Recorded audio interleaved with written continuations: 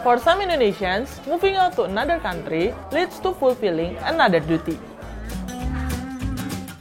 This is particularly evident in the world of sports, where Indonesian badminton players have moved abroad and then they receive opportunity to play for another country.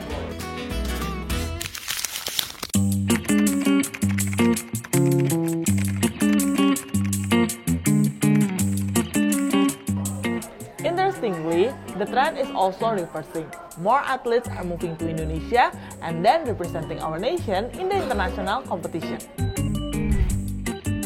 Take football for instance. Just 3 months into 2025, Ole, Dion, Tim, Emil, Dean, and Joey have underwent naturalization process to join men's national football team. With their addition, the current squad for 2026 World Cup qualifiers now consists of 19 naturalized players, the highest in history.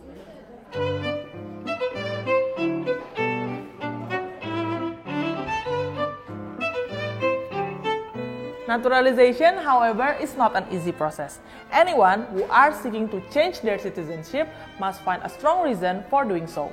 For example, for athletes, they usually cite the national interest, where it is about the opportunity to serve Indonesia through sports. Then you must tick all the requirements, which include age, length of residency, health records, criminal act records, which obviously shouldn't have, and then there is also the language proficiency, the acknowledgement of law, and make sure you also don't have the double citizenship, and also your employment status, and the last one, pay for the state fund. In sports, there are also requirements applied by each association. In football, FIFA stated that players should born in Indonesia or have Indonesian parents or grandparents who stay in Indonesia. Other alternatives to the residency criteria are they have to live in Indonesia at least 3 to 5 years before turning 18 or at least 5 years after.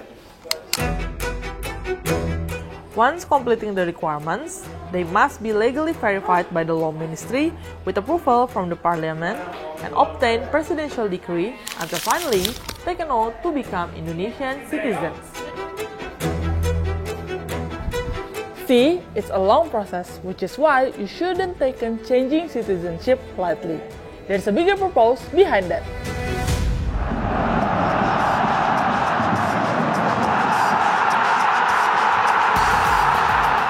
Bahwa kita mau ke Piala Dunia itu tahun 2030 lebih, tetapi momentum 2026 ini kita punya, ya kita harus melakukan upaya maksimal, yaitu memang bagian daripada globalisasi. Apakah kita tidak membina grassroots? Membina. Liga sendiri punya Elite Pro Academy. Ya, ada 17, 20. Kita juga bikin Pertiwi, ya, Suratin, semua kita lakukan.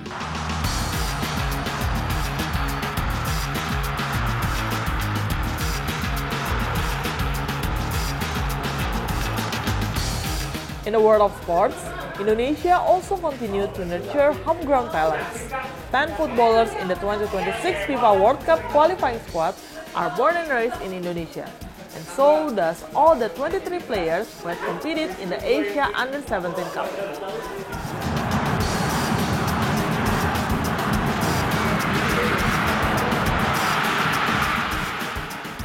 After all, it is important to strike a balance, developing your own roots while accepting opportunities to taking more branches.